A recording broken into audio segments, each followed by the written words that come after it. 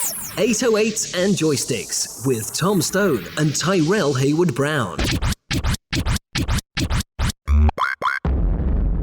Welcome to 808s and Joysticks, the show that bridges the gap between games, music, season with pop culture. I'm Tairell, and joining me today, as always, is Tom.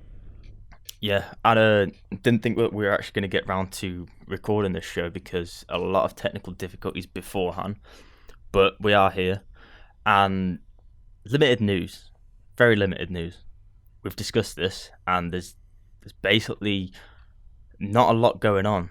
The biggest thing that's come out of the last few weeks is The Last of Us 2. Some leaks of that come out. Now, you know way more details about this than I do, probably. Yeah. So if you want to sort of give us an overview of that. Yeah, well, obviously, The Last of Us 2 is probably I would say, it's probably going to be the biggest release probably from the last generation, like this generation now, going into the next generation. I know it's definitely a game that's going to be, it's got pushed back, even though it's very much finished now, and it got pushed back literally just due to coronavirus and saying that obviously sales and stuff, which, you know, we can have debates here and there whether that's right or wrong. You know, we could have a digital release, whatnot. I don't really know who. I feel like Sony probably took the helm on that decision, as seeing as they are the parent company of Naughty Dog and they're the overall publisher of the game. They probably said, "But you know, we're not going to make as much money, so we'll push it back." But that in turn has spurred on a lot of backlash and uproar from disgruntled employees from Naughty Dogs, whether they be ex-developers that were brought in freelance or whether they are actually current employees or former employees of actually Naughty Dog. We've had a lot of leaks coming out. When I mean leaks, I mean the whole game plot has been leaked. So people out there who are massive fans of the game, I would stay clear. Like, if you see something that is a leak, it's not a joke. It probably is a real leak. I heard a lot of things, game mechanics, the ending, twists, like as much detail as you can think, even from level names to cutscene footage, which all stems from the payment dispute within the developer. And again, I felt like if you could take that, I don't really know if that is right or wrong. I think, you know, being a disgruntled employee, I've heard that the crunch there was pretty like bad, and I felt like people obviously don't really highlight that crunch happens a lot. And you know, some of these really, really great games, you know, a lot of people were broken in the process, and you know, I felt like people really like to focus and pick and choose whether, you know, what companies to focus on and say, oh, that was really bad, Rockstar doing crunch, but haven't really seen anyone talk about The Last of Us 2's really bad crunch. So I would be pretty upset if people, you know, if I wasn't getting paid while I was old for the development on this massive game, which is already made Sony and Naughty Dog a crazy amount of money, and it hasn't even released yet. So I just don't really know if this is the right way. But hey, if you've got the full game and people are messing about with your money and, you know, you worked on it, then hey ho, if that's something that they want to do, they have to also know the consequences in doing that as well, because, you know, Naughty Dog can take legal action and, you know, eventually could go to court and he could get in a lot of trouble. At the same time, you know, this may be the thing that might make Naughty Dog, you know, step up and protect their workers more and, you know, start putting in certain things in place to make sure that people get paid and, you know, this doesn't happen once again. So I get. That's really my perspective on it. I try to be as fair as I can, because it is a bit of a weird thing, because it's a massive game, and for it to be leaked in this way is, I don't think we've really seen something like this. So I don't think we've seen something as detailed before. No. The big thing about this for me, though, is that I don't understand.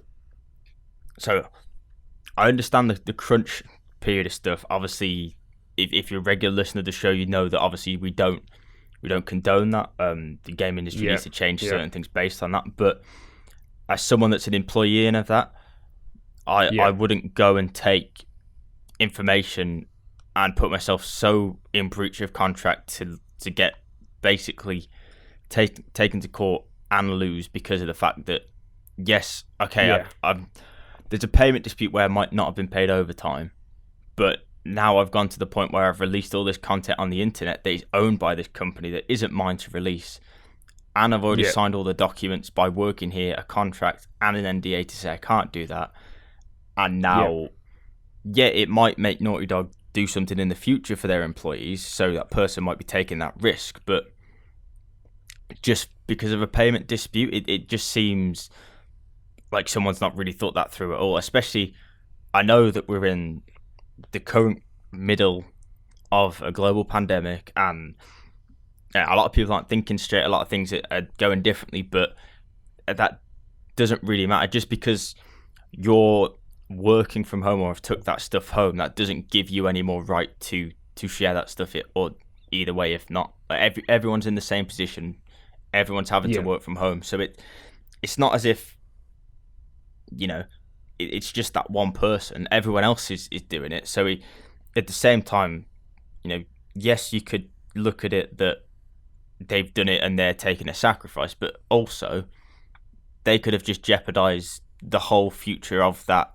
games company in the middle of a global pandemic, jeopardized all their co-workers or ex-co-workers' jobs just because they want to get their little bit of overtime that they haven't got paid, because it might be harder for the payroll team to pay people working from home. I'm not quite sure of the nature of this payment dispute. I'm not sure if this was because I don't know if this is somebody who is still currently working on the game, but as it looked like, it was like a test version of the game. So I don't really know if this is the dispute that was pre-coronavirus and still hasn't been paid. Either way, I agree with you, Tom. I felt like, you know, this isn't really the right way to go about it, though, innit? Releasing sensitive information, either way, it's not good for the company. It's not good for yourself. And it also, the employees are another people, some people who have worked on the game and obviously haven't been affected by, you know, the mismanagement that may be happening in Naughty Dog. They also will feel some type of way seeing that their creations or some of their designs and stuff have been leaked and haven't been seen in the way they wanted them or intended them to be. Yeah, the big point. So you said obviously like this, you know, this could be a pre-dispute. Even if it's a pre-dispute, whoever's leaked, whether it's a group of people or one person, that if it's a pre-dispute, they shouldn't have that content still anyway, because they're against breach of contract and NDA by having that content either way, and by obviously doing it, even if they're employed for them, they're still doing the same thing. So it doesn't make sense on any part for me. I can understand people's frustration with the crunch time, but I really can understand that, and I do sympathise with that. But to jeopardise so much of that, you know, everyone else, not just you. I think it, especially in the current situation, the current climate of everything, I think it's it's not a wise decision by the person that's done that. And I don't think it is. Yeah, obviously, not necessarily us. I know we're speaking about it, but not necessarily us. But, you know, obviously, gaming news and, you know, corporations, even podcasts like us, you know, anytime people talk about this on shows, podcasts, TV shows, YouTube, anything like that, it's good content for them to have a leak, something like this. It's great content, but I think we have to sort of dumb it down and realize that, like, whilst this is good content and it's going to spread so fast because everyone's on the internet more than ever right now, it's also terrible for that games company, for the future of, well, the end of the PlayStation generation life cycle, and, you know, games developers everywhere, not just Naughty Dog, but games developers everywhere, because this could drastically affect sales and drastically affect who gets employed where. So yeah, that's true.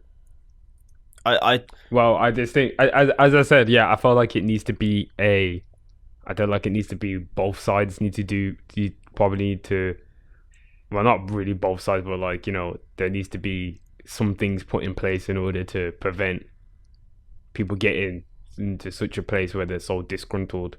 Obviously, I feel like at the moment with The Last of Us 2, I feel like it's a weird game because it is the first major release which is fully done that is just being pushed back due to logistical issues. Well, that's what apparently that is the issue they're saying is due to logistical, which I can see. There's things that can't get to people all around at the moment. You go on Amazon right now, it's telling you a month or so to get something that you probably could have got the next day. Mm-hmm. So, I think it's I'll keep an eye on this because obviously The Last of Us is not out yet, and we don't know when it's going to come out now. I don't know if it's got a new date or not. I'm guessing if the logistical problems are still there, then I assume that they're not going to be able to really release the game anytime soon. Maybe we'll get a digital release now, just due to get ahead of the leaks, but I don't know if Naughty Dog felt like they're in a position to really do that at this point, or Sony wants to do that. But we shall see, because and strangely, that is how releases have been going at the moment. We've seen a lot of people pushing their major theatrical releases or major releases of stuff and just porting them straight to the digital platforms. I see it to give people ease of access, but I don't think games can really maneuver in the same way, especially a big project like this. Games can probably more than movies and stuff. Do you think more than ever? Yeah. But on that again, a lot of people do like to get physical copies of games, and for a lot of people had investments and stuff like that. So yeah. This isn't any old game as well. Like, this is a major game that a lot of people have been waiting on for many years. And as I said, it's the last first-party Sony title that will be released in their upcoming. Actually, wait, it's Ghost of Tsushima after this.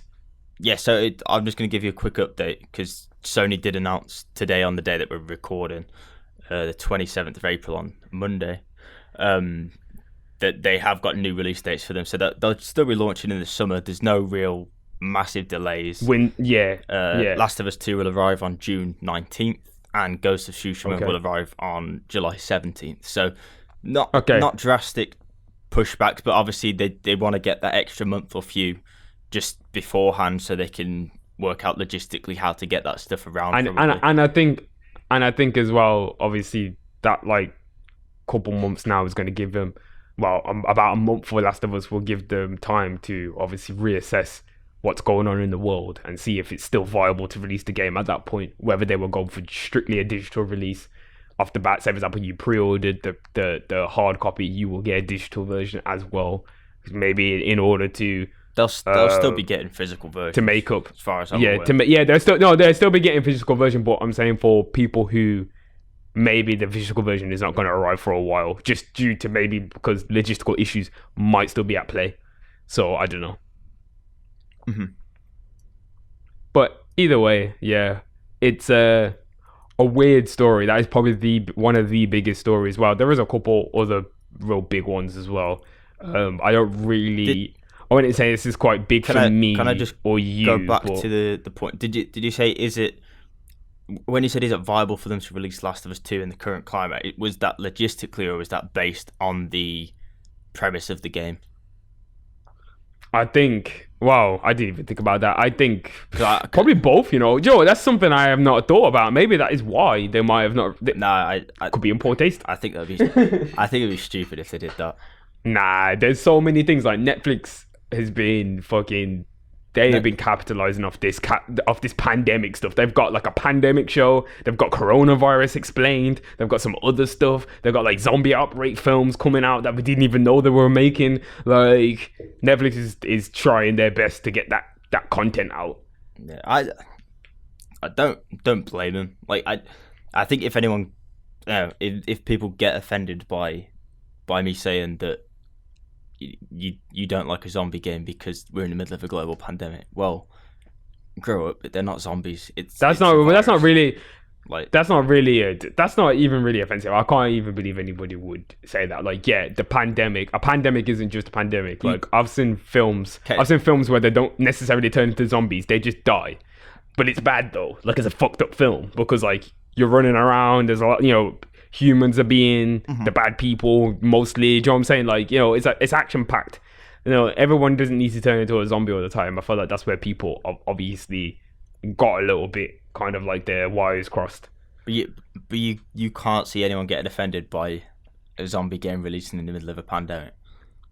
Surely you can see one person getting offended by that. Yeah, well, I see people getting offended by a bunch of stuff on the internet, but I've also seen, like, since we've had this pandemic, like, hypocrisy is just off the charts from everyone, from everywhere. Like, it's just everyone is just ganging up at each other. I can't go on Twitter without seeing a thread or some type of voting thing about herd this immunity. Person versus this person versus this person.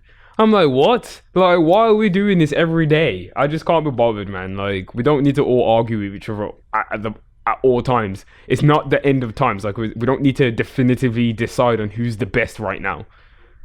It's just stupid, but that's just my account. Let's go into something. Let's go on something a little bit more.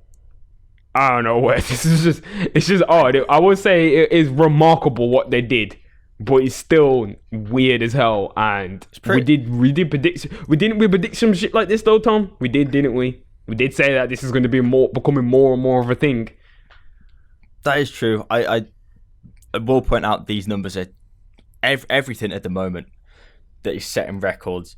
The numbers are drastically swayed in the advantage because my god, of course you're in a certain situation where people are sort of forced to do that to a degree. Like, whereas before there's so many other options. So literally, Tom, it's almost like everything that like a major star does now just sets a record. Like, it's insane. Like, this is because there's so many people just like sitting and just doing nothing, and they're also like trying things that they wouldn't. Like, there's probably a lot of people who, well, there has been a massive rise in gaming consoles. Like, people have gone out and brought PlayStations, Xboxes, and Nintendo Switches just because they want something to do in the house. I know a lot of people that are selling them as well straight away because they've realised they don't care about it. Which is exactly stupid, but it's good for us on the second-hand market, though. Damn, we're going to pick up a cheap Switch once everyone's done with them.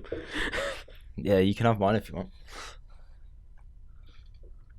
But, so Fortnite, Travis Scott, they had, like, an event which was basically an in-game concert. Visually, it was pretty insane. We had a massive Travis Scott, like, performing some hits. And also premiered a brand new song, The Scots, with Kid Cudi, which is apparently a part of their new duo. More in the music section about that. And it was an in-game Fortnite tour. It was free. Apparently, the internet was in a frenzy. It beat the record for Marshmello's concert. I don't know who was watching that. 10.7 million people apparently. Bunch of kids, man, teeny boppers. So I 12.3 million. Say again. I sent you there. We were stood next to each other. Tom, relax. What's good? So the Travis Scott Fortnite thing, it was all really good. They did a lot. Like, they had like a massive like Astro World thing, like, and it had like a massive golden Travis Scott inflatable thing from the album. They really pour a lot of work. I know that. I think Travis Scott's photographer and I don't know, maybe creative director or something. I know he's called Ray's Corrupted Mind. He's a photographer, and then now he's like works with Travis very closely. I think he has something to do with the designing in the game and helping the team in Fortnite. So that's why I had like a Travis-esque feel to it. I don't know. It's quite impressive. It's something that I don't put it past Travis Scott to do something like this. Really, he really does know how to captivate the kids. So yeah, and there's a lot of things that are sort of positive that come out of this, but it's also, like we've said before, this going forward, is this going to be the new norm? Is it just because everyone's in a quarantine that people are coming out and playing this in such large numbers? Is it just the fact that there's, as population's ever expanding, there's always going to be more kids around, and this game's designed towards them? We've always said that this game has amazing design from the point of view of they switch things up so regularly and in pretty good detail, to be fair, that affect not only gameplay mechanics but also visual elements and stuff like that.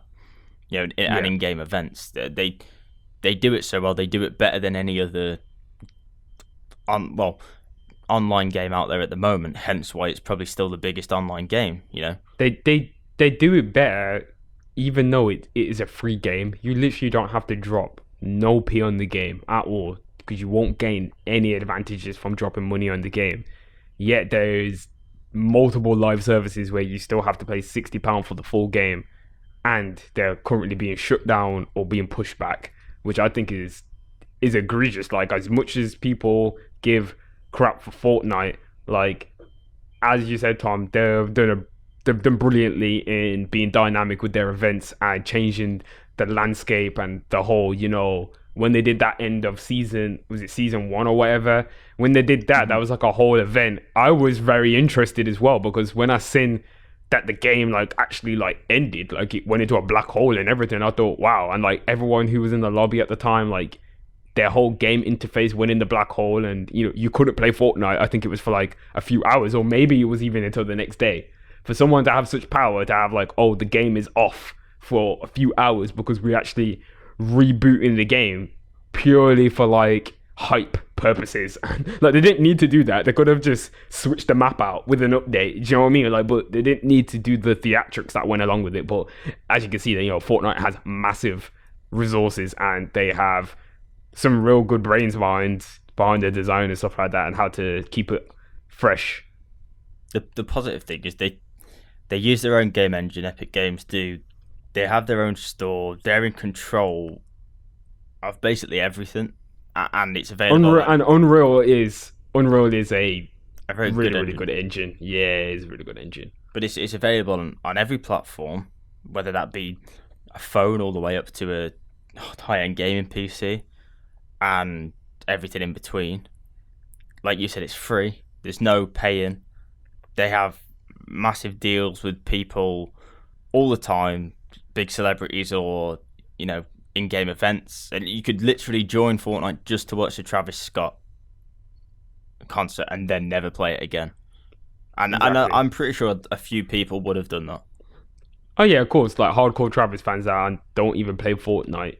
We don't play Fortnite. I didn't peep it because I don't think I've got Fortnite installed anywhere. Maybe on the PC, but don't think I've updated it or anything like that. So I didn't check it out live. I just watched videos after of the concert, and was reading people's opinions about it. And yeah, I would say obviously a lot of the younger audience and people, they thought it was really cool, loved it. So people were saying this is their first concert, and you got to think this, to some people, they've never even been to a concert, or their first concert experience was about to happen and they didn't get to go, so this might be the next best thing for them. Mm-hmm. Yeah, and a lot of people, like you said, a lot of people have concerts that have been cancelled this coming summer, or this even towards the end of the year, and it's a good virtual replacement for that, especially for free as well. I think it would have lifted a lot of people's spirits, especially younger people, people who sort of you could say thrive on socializing, because obviously socializing at a young age is very important, probably more important than it is at an older age. And their ways of socializing is different. Their way of socializing is making TikTok videos together and stuff. Are you not doing that? And it's weird. Tom, I'm not a 13-year-old teenager like you. I am an adult. Why am I doing TikTok videos? And no, nobody should be linking up with anybody more than 2 people at the moment. Everyone follow the rules. Well, I don't know at the moment, because people seem to not really give a shit anymore. But yeah. Yeah, I Do not own. Yeah, I still haven't got the app actually. I've been tempted a few times, but Nah, I ain't getting it, man. I thought about it, and then like I seen some of the stuff that's just on there, and I just think it's not my area of the internet, man. Not my area of the internet. And if you're watching this on YouTube, then you can let us know in the comments. Let us know if you want us to do some TikToks. No, I'm not. Tom is doing TikToks, and I will green screen myself in it. Yeah, it's technically the same thing. Nah, it's just gonna be a picture of me just standing. You're gonna have to animate me. That's cool. What did you just say? I said that's cool. I said we can do that. Oh gosh, this is. No, just don't even, because I'm thinking of really funny things in my head now. It's just, no, we can't. Maybe. I don't think I'd risk my personal pride that much. Nah, forget that, man. Like I just can't see that. I probably would only ever do it if, like, say for example, like little cousins, like, and they have to be really young, and they're like really, really persuaded me to do it. Then maybe I would. Yeah, it's just because of them, and it's for the kids. But I ain't doing it for myself. Like, what am I doing that for? What am I doing a dance for? But weren't you the person who last week was trying to defend the Tootsie slide? I'm just trying to defend that. And actually, it's cool you say that, because I was just going to come on here. I was actually going to say, I don't really like that idea that Drake did about the Tootsie slide, because I don't really think it's a move that he should be doing right now. And I was actually going to walk back my statement. But it's cool, Tom. You want to come on here and lambast me before I even get to go there? All right, then. It's fine.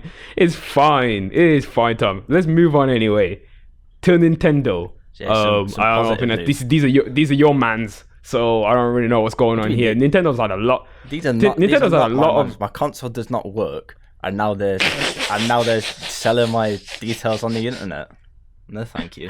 Yo, Nintendo have had a rough few months, man, with this Cookie Mama shit and these like breach of these accounts. Yeah, it's not looking good for Nintendo, because like now this is just making it like more and more like people are just saying, oh my god, definitely there's breaches everywhere. Like, people are just going crazy with this now. Obviously, you say that, but you can't get a Nintendo Switch anywhere still. So yeah, of course. So it's obviously not affecting too many people. No, it's not affecting too many people. I'm just saying, like, it's been a few rough months in terms of, like, news. Nintendo don't give a crap. Like, they was doing a boycott the other day on Twitter about Super Smash Bros. Because they must have been having a tournament or something. And they were saying it was #fix Ultimate Smash Bros. Because the netcode, which is, like, it's really important in fighting games, and the netcode is good. Netcode is apparently really trash in Smash Bros. And people were just really kicking off. And Nintendo didn't acknowledge it. The hashtag just disappeared. Sounds like Nintendo. Exactly. They do not care. They're not going to do anything about it.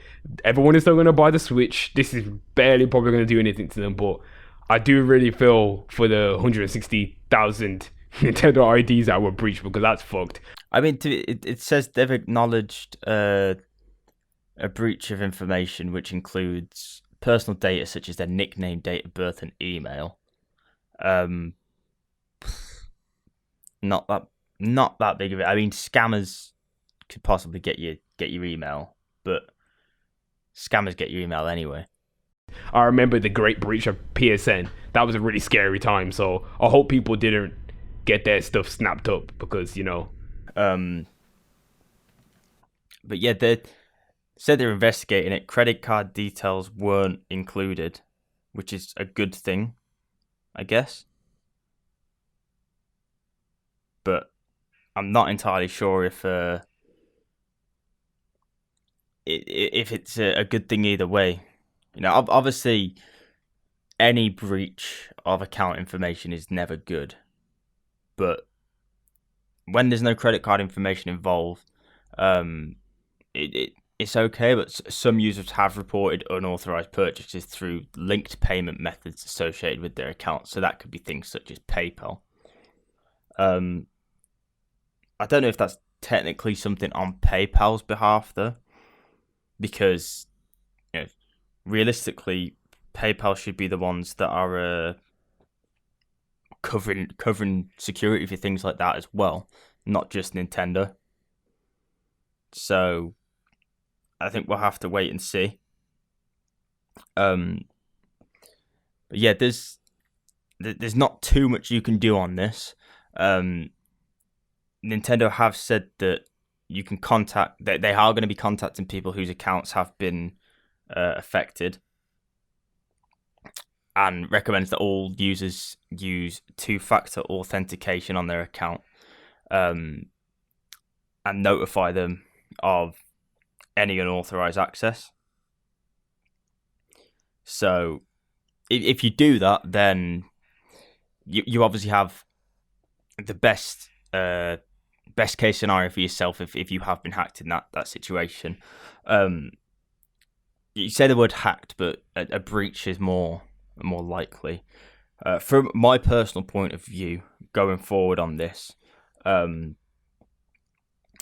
would just say that I personally never store any credit card details linked to my main bank account on the internet. So I always have a prepay card or an account as such to put money into before I make a purchase over the internet, which makes sure that no one can if someone does gain access to those details, it limits how far they can go and how much money they can get hold of. So that's always a good thing to do, just to be wary of. And obviously then try and make sure you've not got all your things linked up to PayPal in any way. And always use some form of two-factor authentication or multi-factor authentication, whether that be text codes or more prevalent and probably a bit more secure is things like authentication apps. Google have apps out there, Microsoft have authentication apps out there, or you could use something like Authy, and these things will continue to give you secure access throughout the whole life cycle of everything going forward.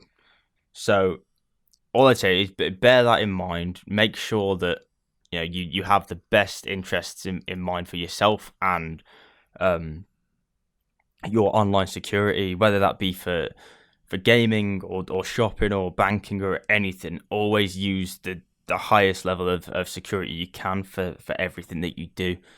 Even if you think, oh, I'm using this and no one will ever gain anything from that, never think like that. There's always a possibility that someone can gain access from something like that.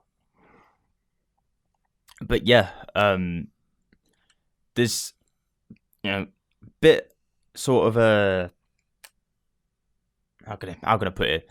That's a bit heavy for what it is at the moment, but especially when everyone's online at the moment, just want to give some pointers on a little bit of online security, and you can always do some more research yourself if you want to go even further and start using things like a password manager and manage stuff even more securely and more micromanage everything to the degree of knowing where everything is. But we will move on and we'll go on to things like games that are coming out very soon, or games that have meant to be coming out very soon, because some of these games have basically just vanished. We've heard about them maybe 2 or 3 years ago, and it's a typical thing we see in the games industry all the time. Games that come along and then they just sort of go missing. And I'm not really sure where they've gone or what's really going to be happening with this. So what we'll do is just dive into a few games that have gone missing and discuss sort of where they've gone and why we think they've just sort of vanished out of nowhere, because some of these we were actually looking forward to. So Skull and Bones then, not been out for, I mean, it was announced at E3 2017. Sorry, so that was nearly 3 years ago now. And God, was it that long ago? We saw more stuff of it in 2018 E3 though, didn't we? Yeah, we did. We seen when we did our first E3 coverage. That was when we seen the most of Skull and Bones we've ever seen. I feel like, and that was, well, E3 is not happening this year, so we would have been doing it 3 years now in a row. So yeah, so E3 2017 was when we seen that massive like gameplay campaign trailer that was so long, and it looked sick. And then after that, we just started to see like less and less and less. And the beta as well. That like, I don't know if you signed up for it, but I actually signed up for it, which just got delayed. I did sign up for it. I've not played it yet, surprisingly. Yeah, it just that just got delayed, and they're saying it's still in development.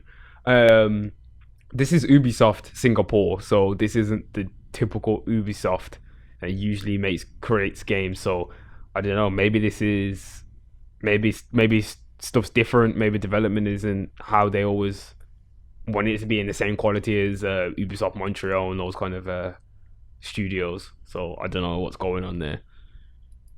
I'm not sure. I still remember this game. It was very, very much like Assassin's Creed Black Flag crossed with what was the other game that was coming out at the time? That is now out, the Microsoft-owned game. Sea of Thieves. Mm-hmm. Well, yeah, it was. Well, I didn't even like Black Flag because I don't know. I just really didn't like those type of like that Assassin's Creed. Just didn't feel like Assassin's Creed game. It felt like a pirate game to me. So like I was just like, nah. I was really into Assassin's Creed for the assassination and like, you know, that kind of stuff. Like I wasn't in for it to become a pirate. So but when I seen Skull and Bones, like, and seen the whole, you could battle with a ship and like you can, you know, take over other people's ships and stuff like that. Now that is the kind of stuff I want to do. Like I would love to do those kind of things just solely in the game. Like if that's my focus, to become like, you know, the Pirate King, like One Piece. That's sick. And you can play with your friends. Like it had a massive focus on co-op aspects and like playing online with friends and, you know, having mass online battles with like lots of players and things like that. So I was really looking forward to this game, but yeah, we don't know. Apparently it was supposed to come out in 2020, but it's now been moved to an undisclosed date after March 2020 now. So we're probably not going to see this until maybe next year. It might even be a next gen release now because the game did look pretty impressive. So who knows? I must say, I don't know if we are looking at it through like rose tinted glasses, but mechanically wise, the game looks decent, but graphically wise, the game looks pretty poor when you consider its current gen titles. So yeah, I was talking more in terms of like, I think the whole world was a massive world, like the sea and everything. I don't think it was supposed to be in like, you didn't go into areas. That was the area. Like it was a massive online, I think it was an MMO. I'm pretty sure it was supposed to be an MMO. Kind of like that, like where there would just be lots of ships everywhere, which I don't know how some MMOs still can't get it right on consoles at the moment. So for something like that to come on a console, I just didn't think at the time it could have been done in the best way. And it was in like 4K and all sorts of stuff. Like, you know what they say about some of these systems, they couldn't handle 4K and 60 frames. And if they were claiming all those kind of things that happen in like a massive online multiplayer pirate game with ships and explosions everywhere, like, but let's just think about it. You know what I mean? Like, but yeah, apparently it's still in development, and that's all we know from now until we receive a beta email or hear something else, which we'll probably hear something else first, I'm guessing. Yeah. I mean, there's a lot of games on here, but the big one for me out of this is Wild. God, this this game, when this was announced, I think we were in college. We were in college when this game was announced. That's how long ago it was. But this game was like my dream game. Like it's exactly what I wanted. Like it's from the creator of Rayman and Beyond Good and Evil. It's an open world PS4 exclusive. It's just like, it was incredible what was being said about this game and what we were sort of seeing from it. But then we never really did anything else for it again, and I kept wondering about it, and to be fair, I've sort of forgot about it. There was a few Instagram posts, like, 2017, 2018, but nothing else since. And apparently Michael Ansel, the creator of Beyond Good and Evil and Rayman, is now leading development on Beyond Good and Evil 2. Again, another game that has gone missing, but we'll probably get onto that in a bit. But yeah, it's been absolutely years since we heard anything from that. But you have mentioned that there's been leaks out about this game very recently, new concept art images, and they have put job postings up recently as well. So yeah, I think this is definitely going to be. This is another game where, like, I feel like scope and size was just way too big for the current consoles. I felt like maybe Sony was just like, yeah, we could probably, if you want to work on this for longer, we could probably have this as a next gen exclusive. Just seeing as how Sony had a lot of first person titles already, and they had and they had Horizon Zero Dawn, which was already like a massive multiplayer kind of post-apocalyptic, overgrown area, kind of wild land. not multiplayer. Well, not multiplayer, but kind of like, it was an open world, wild land type esque game for that console already. So maybe they just thought, you can just keep the game for now and just work on it. And seeing as he's working on Beyond Good and Evil 2, he's obviously a very trusted and respected creator as well. Obviously, he's the creator of Rayman and Beyond Good and Evil. So, I'm pretty sure he probably has around about the same kind of like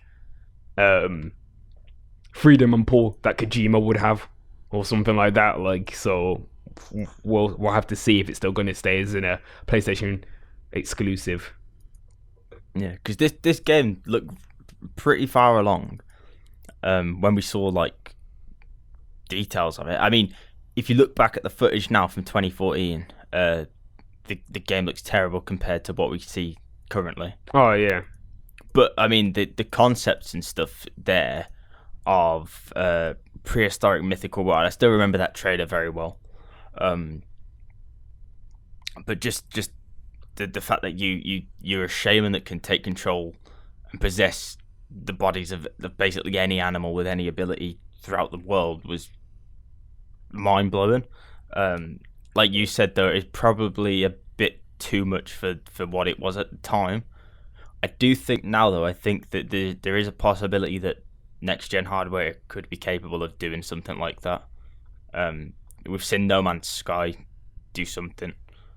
Obviously, people didn't love that game as much to start with, but we've seen that it can be done if time and effort is put into it correctly. And I think we're definitely gonna have some interesting, if not amazing, games coming for the next gen. Do you know what this look like? And it's kind of crazy that it all comes and stems from those kind of areas.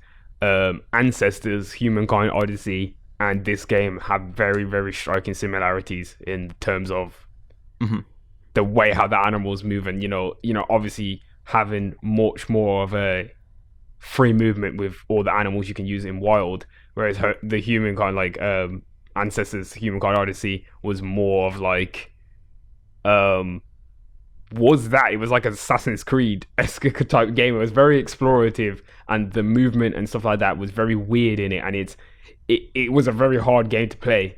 I still sometimes think about going back to play the game and trying it again. Like, I've played through it about 4 times, and each time I've died. because it's really, really difficult to actually figure out what you're supposed to do with your monkey. So like I don't really know. Maybe it was just more of a wow, look at how crazy this game is. Maybe the concept was a lot more ambitious and looked better on paper, maybe, and maybe they're trying to have a hard time in actually making it a playable full game, because it is very open. Do you know what I mean? Just the same way with Ancestors, this is a very open game, and people didn't like maybe the fact that it was so open to the point you didn't really know what you was doing in the game. So yeah, it might be down to that as well, you know, Tom. It might be down to playability. Maybe they're having a hard time. Mm-hmm. Yeah, I do think so. Yeah, I mean, just a game that was announced at it was a few months. Was it a few months late? Well, yeah, it was at E3 2014 because Wild was at Gamescom. So at E3 2014 was Dead Island 2, and I don't know if that is ever gonna get released. I don't know how many times it switched developers, and I don't know where it's at. I don't know if anyone cares about the Dead Island franchise anymore. I think it's been too long. Dead Island, yeah, that Dead Island has been. I think they've even after Dead Island, they've even like re-released Dead Island. I know they've had a couple. They've had major problems with all with all of the publishers and developers and stuff that they've been dealing with. They've all had like financial issues, and you know, whether that be games that just didn't do good enough. And that's not to take away the fact that they were actually strong games. It's just at the time they were just being blown out the window by the major players like Call of Duty and stuff like that. So yeah, I think it's time to give up Dead Island. That kind of gameplay, you know, I would like to return to that kind of zombie survival gameplay if I got Left 4 Dead 3. So that's about it, really. I think that's really an overplayed trope. We've got enough of these kind of games out there, and a lot more on Steam that do it better as well, and a lot more cheaper. So might as well just go for them. Yeah, and there's a big game. I think we spoke about it a little bit previously. Star Citizen. Obviously, it's playable in an alpha form for $45, and you can buy the ships in the game for stupid amounts of money. I think we spoke about it before. I don't even know how much money they are like. 275 million they've raised so far, plus 46 million in private funding. So they've got like investment firms, like investment firms. It's just I can't even. I don't even know why anyone is still funding this game. Like we've talked about this so many times on here, and we will keep talking about it, because Star Citizen has been the worst. It's probably one of the worst Kickstarter things ever. One of those crowdfunding things. It's been. People talk about people scamming people, but I really think this is egregious, in my opinion. Yeah, it's not one of the first episodes. 28 chapters has yet been completed according to the developer's roadmap, and the beta for Squadron 42 was recently moved from Q2 to Q3 of 2020, and yeah, I think this is possibly the most delayed, most pushed back game of all time, with the most profit ever. Because I don't understand who's playing this, I don't understand who's funding this, and I don't understand how there's Federal Trade Commission complaints against this game, over 100, not just one, over 100, yet it still continues to be funded, and people still continue to play it. It completely baffles me. Baffles, and to me, yeah, when I look at it, Tom, it doesn't really look like that much of an impressive game. It just looks like a really, really nice looking space game. It is a really nice looking space game. Like, that's about it. I heard there's not much in. Is there still much in it though? You know what I'm saying? Like, it depends what you want from it. If you want to believe that all the stuff that's going to be in there is going to be in it, then yeah. But I think it's literally just a demo still. Technically, I can't believe it's a demo, and there is still no single player aspect. Like, that's the big thing about it. The single player aspect has been coming for 5 years. I am not putting my trust in a game that has a single player aspect that's been coming for 5 years. We in uni have made single player aspect of games and things like that. I've seen you make games and all sorts of stuff as well, Tom. And I've seen lots of projects that I'm telling you, like, the amount of money that they're getting here. You're telling me you couldn't get a couple guys to come and make a single player aspect for you? Yeah, I do think that with the funding they've got from this and the time they've had, something just drastically gone wrong somewhere. And I mean, 46 million private funding should be enough to at least get the game to a playable state in some sort, whether that be multiplayer or... I was going to say, Tom, what game do we know these days cost this much million to make? So, I mean, GTA 5 did cost a lot of money to make. I know what you're going to say, but... Oh, yeah. They have got like some star-studded random cast for this, and they keep announcing more stuff. And what it seems like to me is people had this crazy idea because why not? Like, everyone has a crazy idea to make a video game, and it looks amazing because it can do all this stuff, but it's never done all that stuff. And it probably never will do all that stuff. Because, God, like, I don't know. It's, yeah. The guy that is in charge of it, basically, is a filmmaker. He's got all this money. He's stopped trying to guess when it'll be released. And the game's not even in beta yet, after 7.5 years of development. So I don't know who's working on it. I don't know how much he's paying these people. Because you have over $300 million to spend on a game. Yeah. Now, we all know that the games industry pays significantly less than the software industry. Yeah. So and you're forced to work longer hours than the software industry for no extra money. So exactly. What is... I don't understand what the sort of fallback here is. There is no fallback. Like, you could pay probably 20 developers, over that amount of time, 20 good developers over 7.5 years, and still have a significant amount of money left. There's no question about that, actually. There's no question about it. That's what I'm saying. Like, I'm trying to figure out, like, that would be less than 5% of the money. Like, I'm sorry, what No Man's Sky has done or has managed to do in the last couple of years, as you've said, is remarkable. They've essentially created Star Citizen, if not better, because they have a vast universe with endless planets and they're all different. I don't know what Star Citizen does. Instead, I have this star-studded cast. What star-studded cast? Do you know what? Let me take a look. Let me take a look at the star-studded cast that apparently they're gonna have. Mark Hamill, Gary Oldman, Gilligan Anderson. These were a bunch of people that were announced during CitizenCon in 2015. Andy Serkis. All these kind of people that are going to be used to play. I'm sorry, like, I don't really see how this is going to really... It's not a film. Like, I just... The guy wants to make it a film, though, doesn't he? That's what I'm saying. He's just...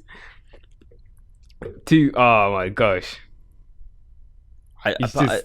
What I don't understand is how they can host something called CitizenCon yearly, but not have the money to actually finish the game. Like, it must cost... It probably costs more money to host a gaming convention than it does to pay 20 developers to make a game for the year. Yo, I just love reading the comments of how hopeful people were like 4 years ago like, yeah, this is the game that Mass Effect should have been. Yo, you don't know what you didn't know 4 years later. You're still not gonna have the game. Oh my god, it's just absolutely sad. And I think it's also horrible because he is a filmmaker, and he is somebody who is in the position to throw out these large names to entice people who are gullible. And we are the geek area, and we love games, and we love, we hear names like Mark Hamill. People are in. Do you know what I mean? Like, maybe not me and you, Tom, but like, we know that people are in when they hear certain names like that, and that's all it is. All it's needed is to take one of their favorite sci-fi like actors from back in the day, slap them in the game. That's it. They've got customers, and I think it's really bad him doing that, because I don't even think some of these people are even going to be committed to this project anymore. So it's 5 years later. Mm-hmm. Unless they've signed contracts, then they are committed. Yeah. I should point out he also did make the Wing Commander series, but didn't, and then sold it to Microsoft, but didn't know who's played that. But yeah, my opinion on this: if you are interested in Star Citizen, don't be. Moving on. This is one. I mean, we've got two that we can end on, because we're going down age-wise. A really important one that I'm not sure if you'll remember. Agent.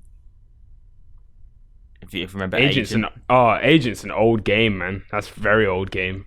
If I remember, it's been in development for a long time, man. Nearly 11 years. Yeah, it was the Rockstar game, innit?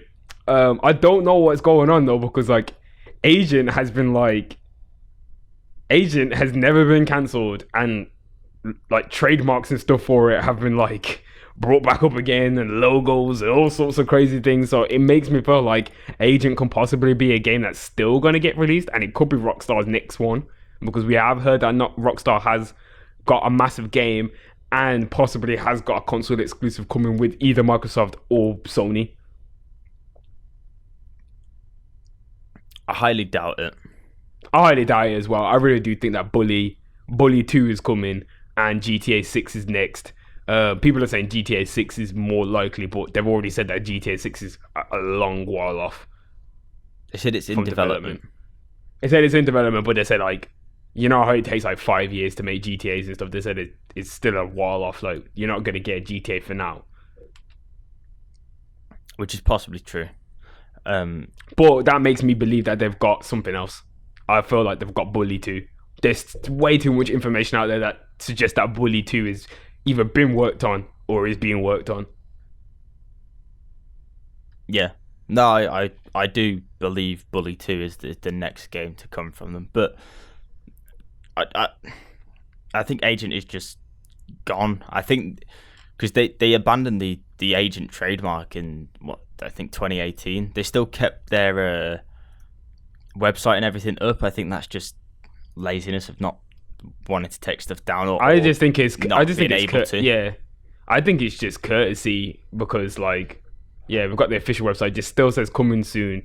It has the old PlayStation 3 logo there still. Like, it's just everything about it is just not being updated. It is surprising that they've still kept this webpage up and not taken it down, because I think it's a bit odd, but I don't know. Maybe that is just so Rockstar can bring it out of the woodwork. Maybe they are working on it secretly. We don't know. Rockstar is a massive company, and obviously they are owned by an even bigger company, which is Take-Two.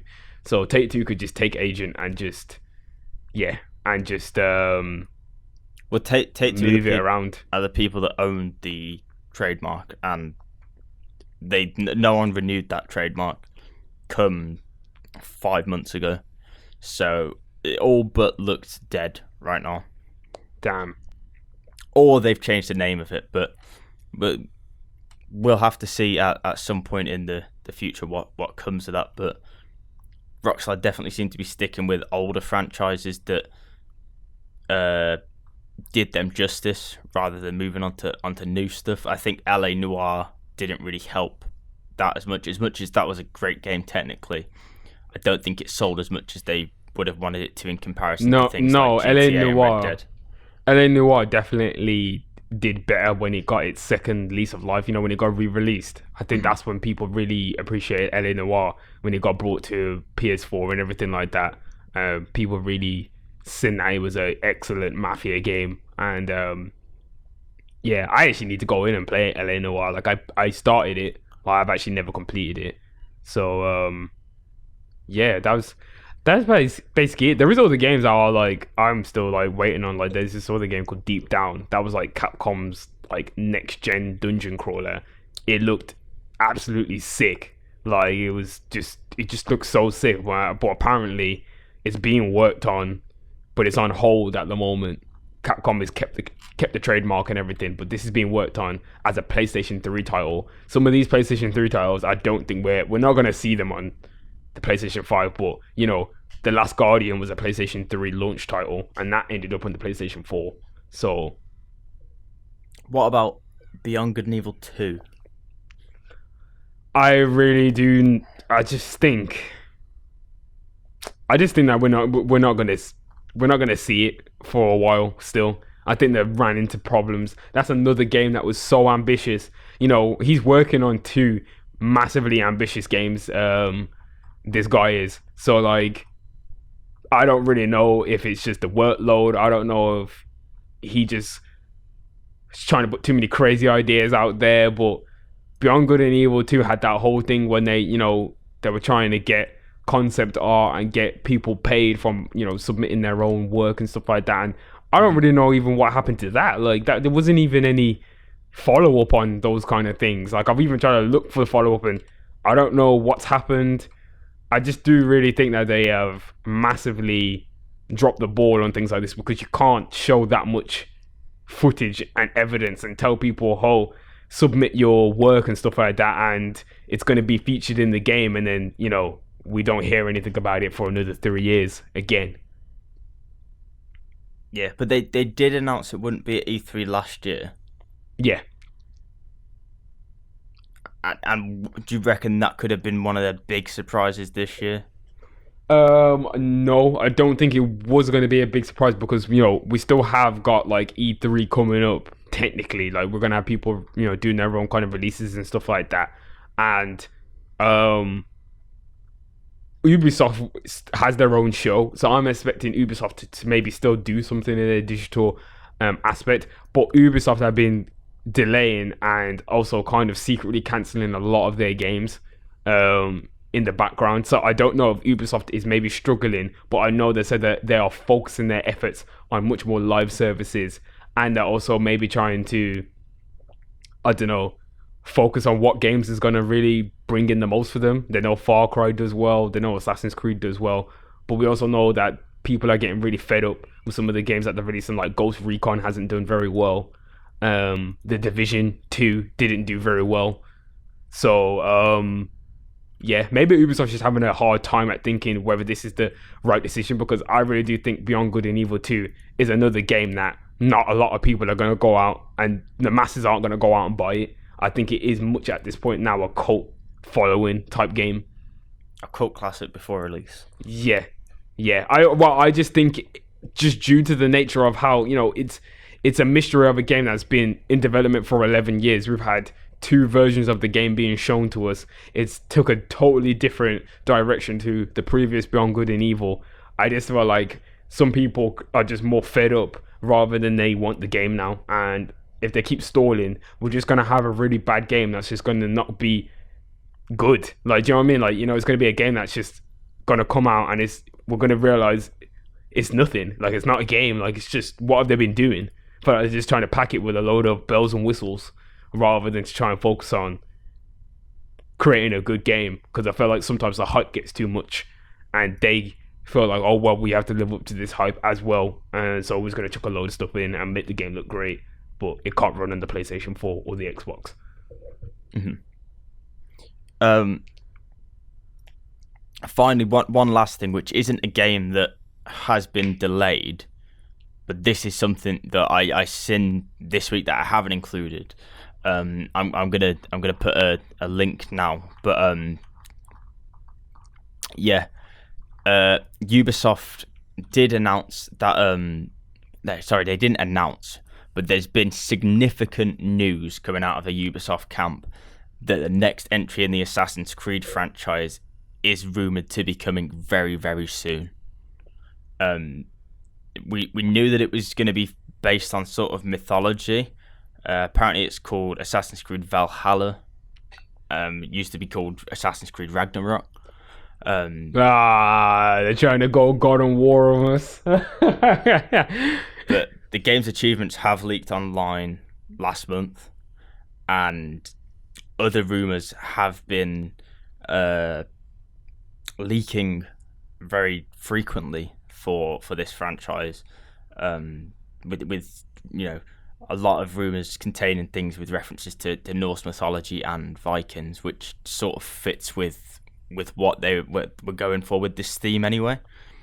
So it's interesting what's going to come from this. I just think like Assassin's Creed has obviously got to a point now where like it really doesn't really know where to go now in terms of it's just tackling a bunch of stuff like with Odyssey, and you had the 2 players, and now Assassin's Creed is more of a role-playing game rather than Assassin's Creed, which was just, to me, was a sandbox action adventure game. Like, I wouldn't call it a role-playing game. I haven't played Odyssey massively. I haven't really played the Assassin's Creed series probably since 3, because I just thought, that's enough for me. Like, the story is just going too far now. And this whole Norse mythology thing, I just think everyone has seen the massive overwhelming success of The Witcher.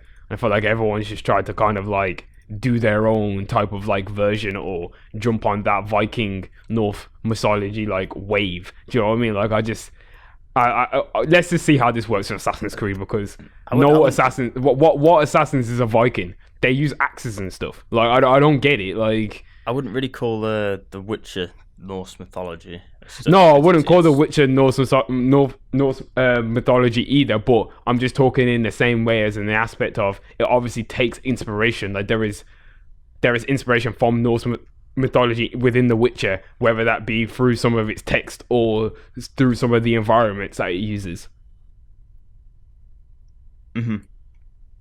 And obviously, everyone made the striking comparison between God of War that came out on PlayStation 4 and The Witcher as well. People kept making comparisons between those 2 games.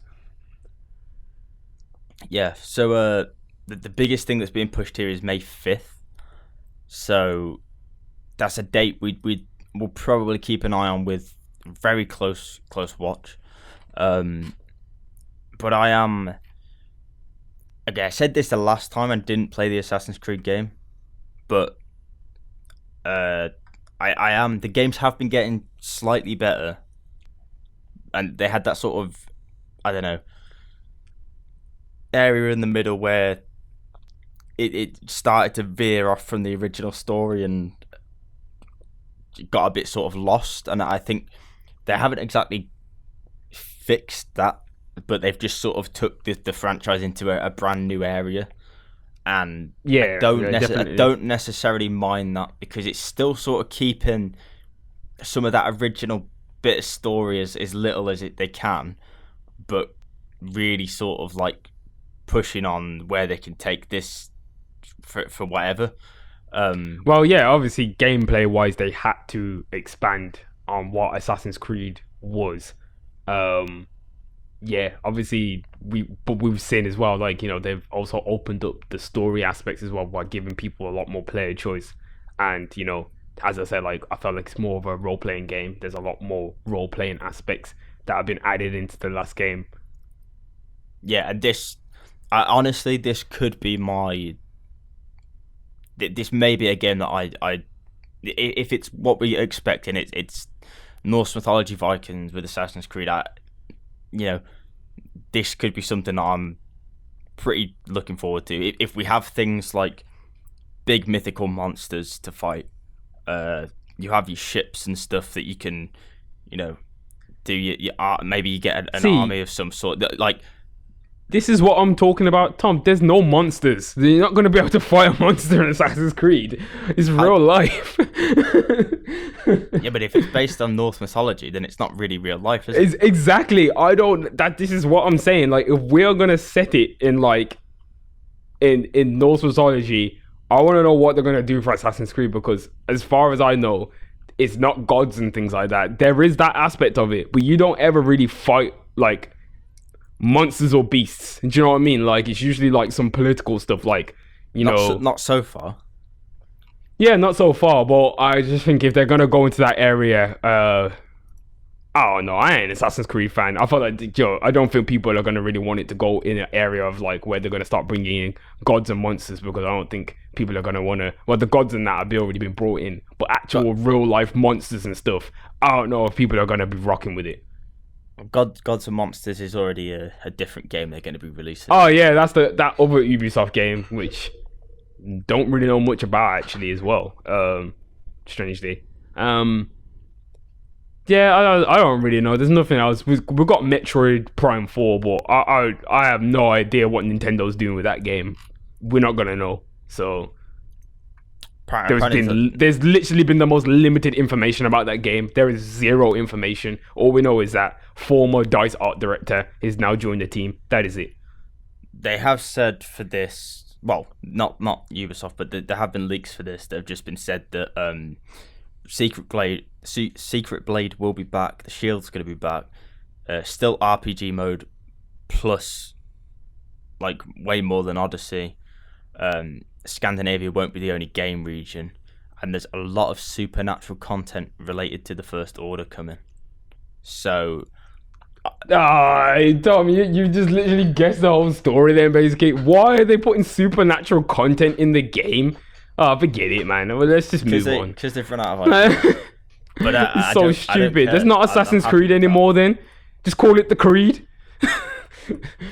Oh my god, we're bringing back Hidden Blade. That was the biggest take I took from Odyssey, is they took away the Hidden Blade. That is Assassin's Creed. Yeah, that is Assassin's Creed. Like, how could you take that out? But it's cool anyway, man. I feel like we should move on anyway. We did have like some other like lighthearted news. There was like a couple of Super Famicoms and Super NESs are being donated to like Japanese families to help the kids stay indoors. I thought that was really nice and lighthearted. Mm-hmm. But what have you been playing, Tom? You been playing anything? I know obviously your Switch is broke, so have you playing anything else? No. I do not have the time to play anything at the moment. Not playing anything. Cool. I completed Dead Space 2 finally. The other day. It was a really weird ending of a game. The boss was really weird at the end. But it was still a really good game. Dead Space 2 wasn't as scary as 1, but it did have some really scary moments within it. I don't think I'm going to play 3, but I might just play it because I want to know what's going to happen and how the franchise got destroyed by number 3. I just want to know what they did. So, yeah, that's all I think. That and WarioWare, like, me and Jody played WarioWare. We like tried it out. It doesn't work as well with just 2 people. So I think like if you had like more people, it'd be more fun. But it was still cool though. Yeah, that's about it, man. I've not been playing anything else. Dead Space as well. I only just played the last chapter, and that was it. Yeah, I a few games I have wanted to play, but I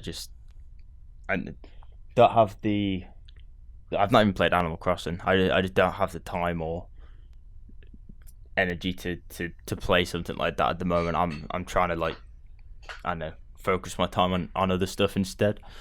As I'm still working full time, so it's quite hard to balance that need of sitting in one room and trying not to sit in the same room again straight after. Oh yeah, exactly. Because you've been in one area where it's true. Yeah, alright, cool. We just want to move on. Bridging the gap between music and gaming. 808s and Joysticks.com. We really don't have a lot more to really say. As I said, news was really, really, really kind of slow. But the only thing that I had, well, I found this out anyway. Like I have been hearing about this streaming service, which is called Quibi. You've not heard about the streaming service before?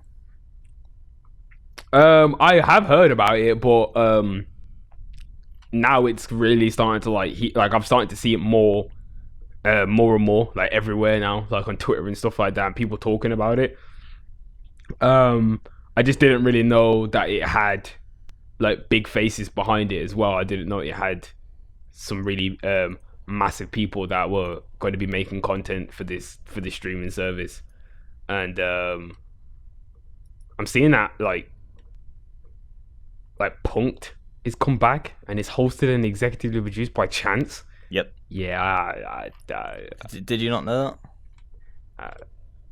Have you not seen this? This has been advertised. Like, I'm pretty sure they've advertised it to me on every social media at least like 7 times a day for the last 6 months.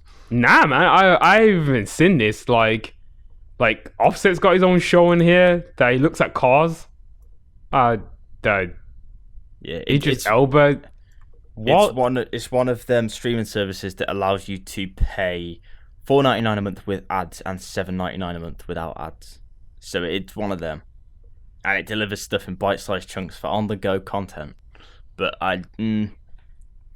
not entirely.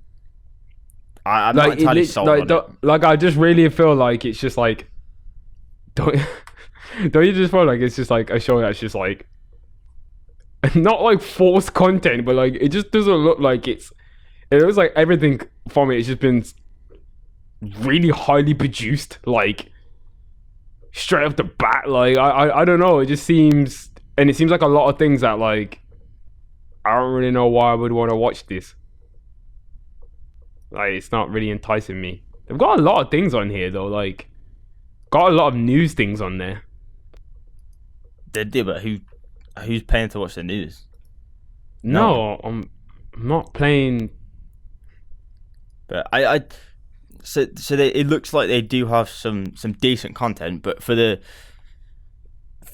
competitors that are there, the money that you're paying for it, it doesn't look like there's really enough for people to sign up. Considering it's mobile only as well at the moment, and they are switching it now to be not mobile only because obviously they released it at the complete wrong time.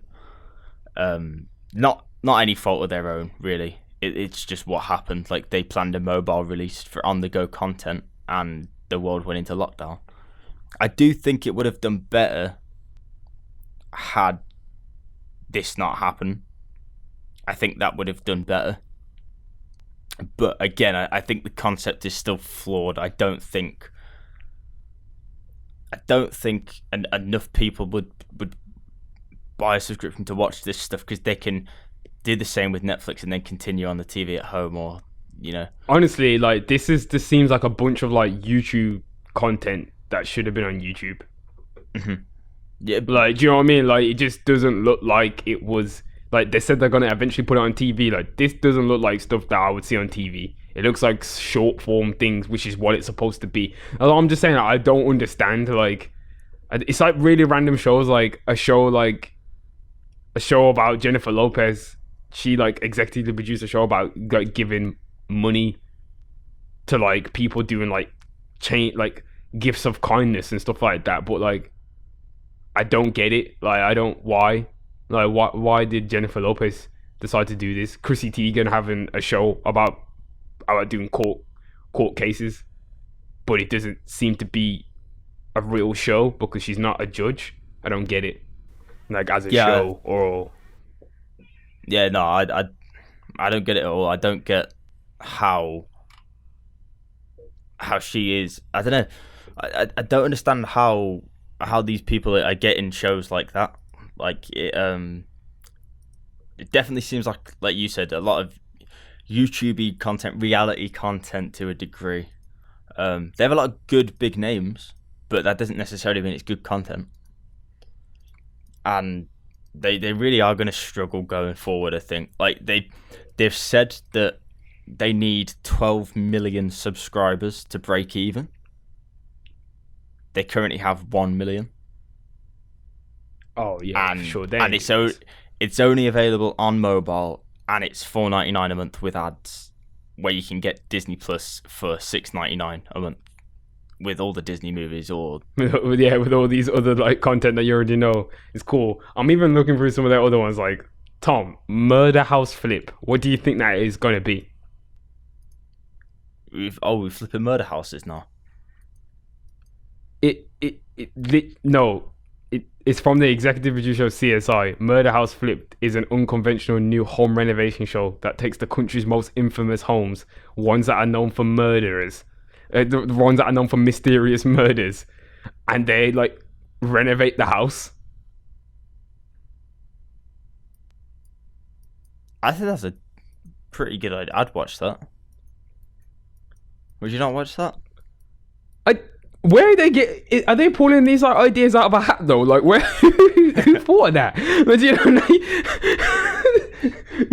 know what would be a good idea? Let's go around to like some of the most infamous murder houses and let's renovate them and try and sell them back to people. If someone came up to you on the street and said, "I tell you what, do you like Grand Designs? I don't know. Do you like 60-minute makeover? Yeah, okay. Well, what if I told you we have the executive producer of CSI and he's going to be doing that with homes that people have been killed in?" You'd be like, yeah, I'm sold. Sell me that. How much is it? It's $4.99 a month with ads, or $7.99 on its own. I don't know. Possibly not. I don't really feel like it's for me, that. You know. It's an interesting idea. Very interesting idea. I wouldn't call it an ingenious combination of two addictive genres like IGN has, because that is I don't know, very nice. That's a very nice way of putting it, but it's definitely not an ingenious combination of two addictive genres. Because imagine, right, you go and buy your dream home and it gets renovated, and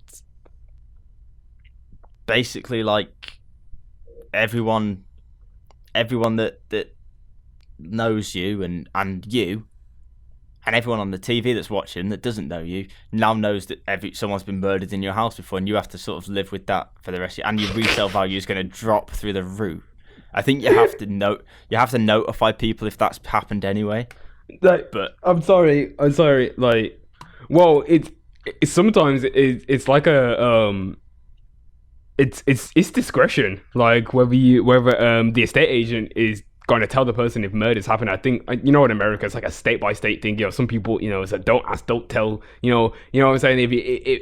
If you haven't asked me if there was a murder in this house, then I don't know. Like, why should I tell you? It's gonna affect my sales. So I really do think that this is just an absolutely batshit crazy show. Like, I do low-key want to just see it.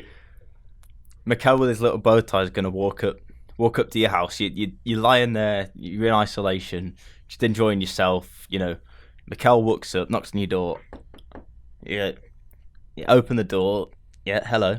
Can I help you? Oh yeah, I'm just here to let you know that someone's been murdered in your house before, and we've come to renovate it for you for a TV show. You'd be like, what the fuck, man? Like, but I'm not sure.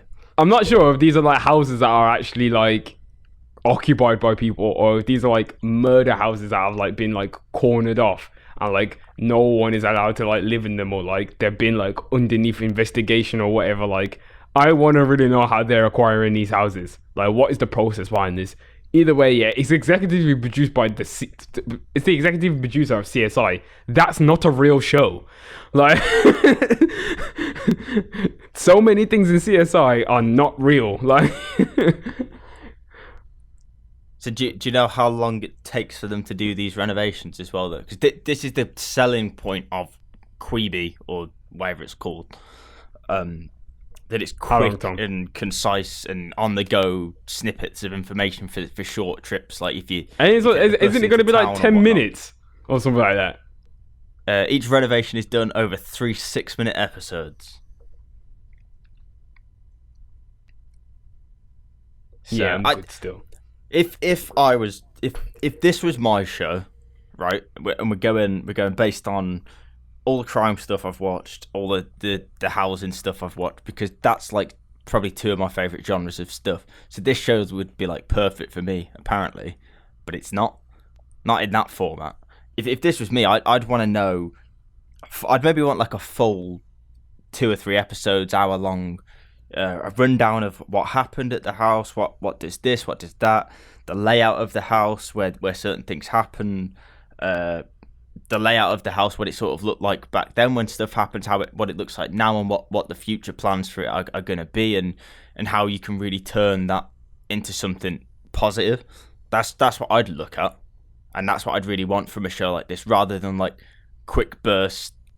Nick Knowles comes in, paints your walls, and then it skips and it's at the end, and like everyone's crying because they hate it, and you're like, that's not really what I'm looking for out of a show like this. Like, if you've got the crime stuff in it, you have to talk about the crime stuff. I think like they might do that, but I don't. It's 6-minute episodes. That's not enough to include enough crime stuff. It's the whole concept like of that one house is 18 minutes. I don't think 18 minutes is even enough to show us the full renovation. Like I don't understand, man. And I'm assuming like a lot of these shows are short, well, they've been split up into these kind of short ways because apparently this is how people want to see their content. No, I don't. I want to go on YouTube and see this content that was created for me, and I want it to at least be about 20 minutes. I don't want it to be 6 minutes. Like what? Like, and then have an ad. Like, oh god, it's like they're trying to make like internet content like the TV again. Oh, it's just terrible. Like, so terrible. Basically, it's basically, Escape to the Country, but like Escape to the Murder House with adverts that you pay for now. I mean, we technically pay for that anyway here in the UK because we pay our TV license. So it's basically like, do you want to watch Escape to the Country with the executive producer of CSI, which will give baffling. You like. Which will give you mad zoom shots on like touchscreens and like smashed apples and smashed bricks in slow mo and stuff. Oh gosh, I don't even know, man. I don't even know. Is it CS? No, it's NCIS that has the big sort of dung dung. Nah, that's Law and Order. Oh, totally wrong shows. Yeah, that's Law. They're all still massive shows. Yeah, they're all massive shows. Like Law and Order is like they're the police guys. CSI is like they're the crime investigation guys, and then NCIS crime scene investigation. I think NCIS is like national security and stuff like that. So they're like looking at like terrorism and stuff like that. Yeah, I think you're correct. Yeah, I think it's those shows have been on for so many years of us growing up in childhood. Like everyone has at least seen one of them shows a few times. Like you just can't not avoid it. Like it's one of the things that is perpetually on. Like you cannot look around and think that, oh, yo, can I watch CSI today? Right now, there's probably a CSI episode on, whether that be Miami, New York, or normal CSI. Mm-hmm. Yeah. Oh, yeah. Speaking about that, there's not really any other news relating to stuff like that. So what have you been watching in lockdown? With all the spare time we have, what have you been watching? On Netflix, I've been looking for things to watch on Netflix, but I haven't really found much. I did watch Devs. Like I finished watching all the Devs. That was it was it's hard to explain. I didn't like the end. I did not like the ending. I thought they could have done something a little bit better. But the story of Devs and how it played out was pretty insane. I would suggest anybody to go and watch that, especially if you're into looking at how the future might possibly look, and maybe what stuff could be coming, even though this is really is a far-fetched it probably isn't, it's a lot to do with data. It's a hard show to follow though. I will say that. Like, I will say, like, if you're really not into like tech and like computing and coding, you might find it a bit of like a confusing show, or maybe a little bit like boring, or like you might not understand certain aspects. Whereas like I felt like I did understand some aspects of the show, and that's just through my own research and uni and like the conversations that we have about like cloud computing and stuff like that. Like I understood some of the things that they were trying to, like, some of the concepts that we're trying to talk about. They had like a massive push on like, you know, artificial intelligence and things like that. You just have to watch it. I will get around to watching it, but yeah. You Tom, you will really enjoy Devs. Like it looks like they put a lot of work and research in order to try and, you know, really kind of get that kind of like that moralistic approach to computing and whether or not it should be taken as far as it was. So yeah, it's really, really cool. And I watched 1.5 episodes of The Midnight Gospel, which is from Pendleton Ward. That is his brand new animation. He's the creator of Adventure Time, if you don't know, and it's essentially Adventure Time without the chains of Cartoon Network on LSD. It's absolutely insane. It essentially takes real life conversations with esteemed people by the sounds of it, and puts them in this absolutely beautifully animated like sections of that. It's just nuts. I don't really know how to explain it. It's very random. It's very weird. It's almost like it's a little bit like damn, I don't even know what to say. It's a little bit like, what's the one, man? The monkey one that you told me to watch, and then I watched it, and now it's just really, it's up there for me. Monkey Dust. Yeah, it's like Monkey Dust. If you've not watched Monkey Dust, massive pre-warning before watching Monkey Dust. Trust me, it took some risks back then, and let's just say that. But the animation and the way how it gets so crazy, and the, you know, the different cuts and stuff like that, it's surreal. But the conversation, if you listen to it, it's almost like a podcast episode.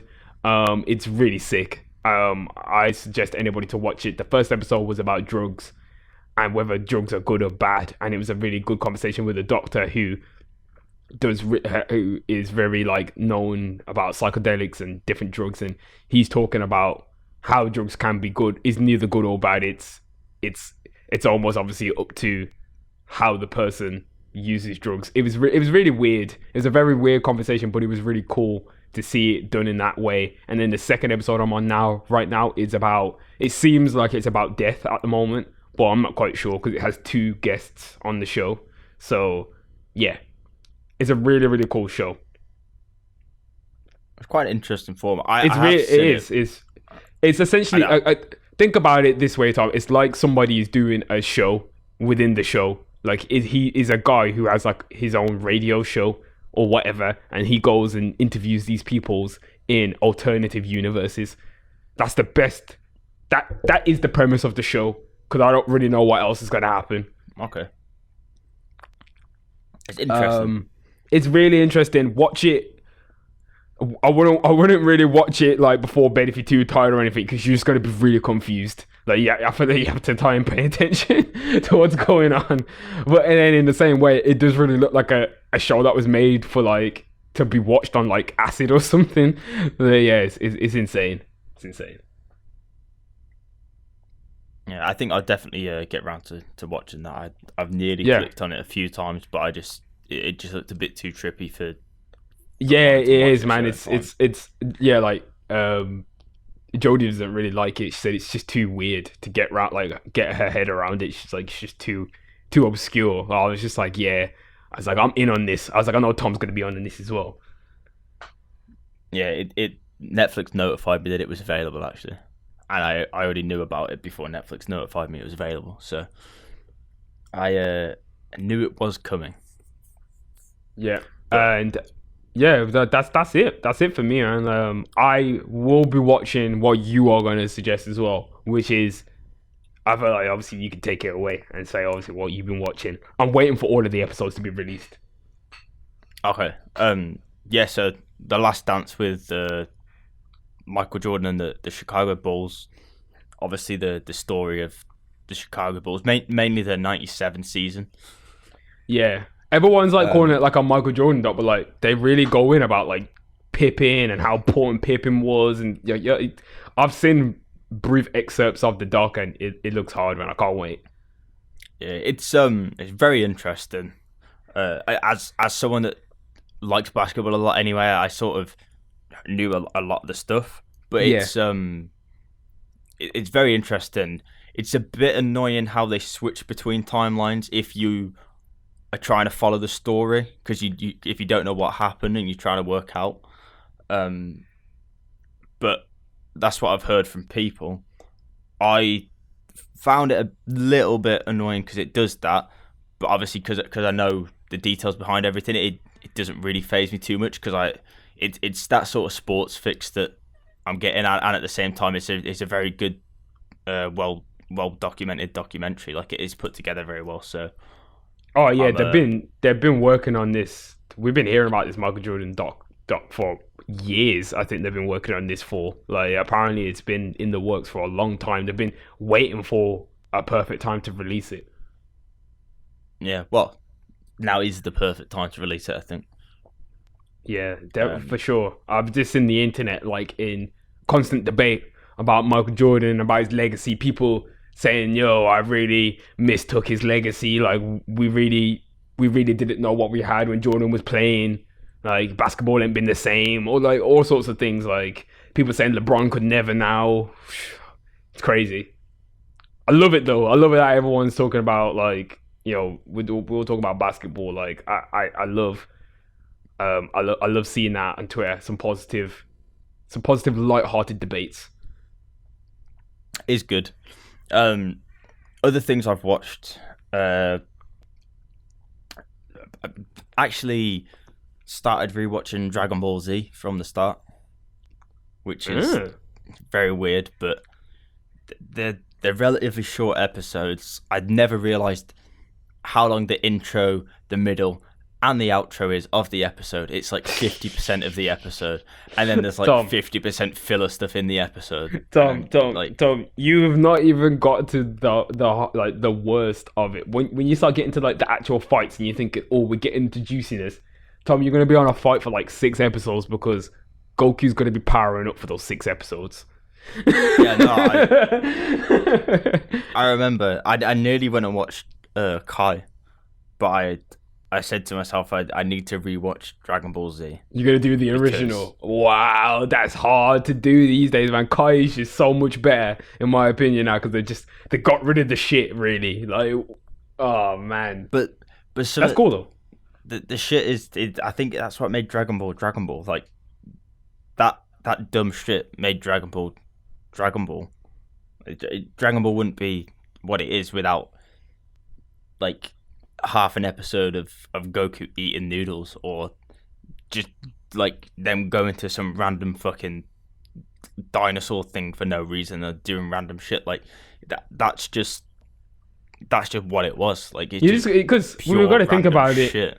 We're going to think about it in an aspect like a lot of animes are produced because they are produced to drive sales of the manga, which is way ahead, and the anime is like, it's just it just supports the manga, and it also is used as an advertising tool for other companies as well to advertise at the end of the anime. Like, it's just like a normal cartoon. So when they were making it, they were making so many episodes, they had to kind of like think about, like, well, if the audience is watching it, we can't just give them straight up manga storyline. We're gonna have to start giving fillers. Fillers have just been a part of anime for so long. Like, I wonder if we had cartoons that were like following story so closely, I wonder what we deemed as filler and not filler for some of our Western cartoons. No one really does, because they never really use the same stories from the comics that they do in our cartoons. So I think that's the big difference, or the big takeaway from that. Other things I've watched, I'm trying to think.